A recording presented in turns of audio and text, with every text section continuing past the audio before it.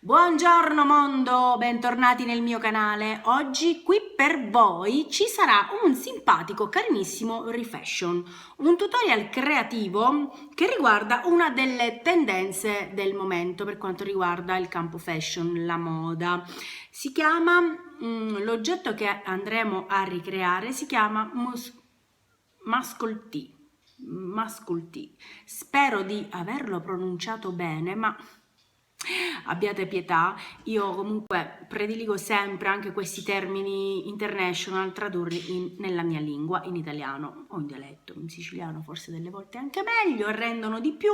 Comunque, bando alle ciance, che cos'è questa Muscle Tee? Non è altro che una t-shirt, un capo basico che tutti abbiamo nel nostro armadio, del colore che preferisci, può essere bianca, può essere nera, può essere blu, insomma del colore che vuoi, che ha il particolare delle spalline imbottite. E questo mi ricorda tanto la mia infanzia, perché io sono una figlia degli anni '80 e quindi spalline super mega imbottite c'erano ai miei tempi, e forse anche per questo mi piace tanto. La Muscle Tee è stata creata dal The Frankie Shop. Ti lascio comunque qui nell'info box tutti i link di riferimento se vuoi andare a vedere, ma ovviamente è stata lanciata e subito sold out perché è diventata l'oggetto del desiderio. Quindi i nostri amici del fast fashion come Zara, Bershka, ASOS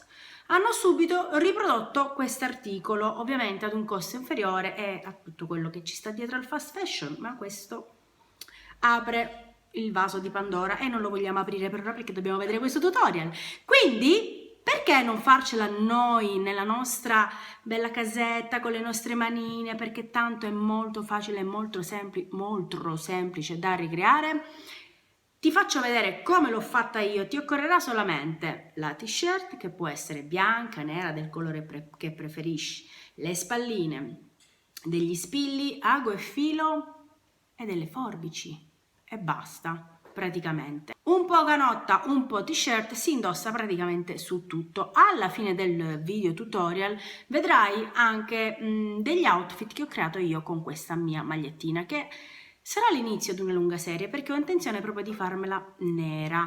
Anzi, io ho preso una t-shirt bianca taglia L, ma se tu hai una XL che ti veste ancora più larga, ancora più lenta, è decisamente meglio, così da darti anche l'effetto un po' blusa.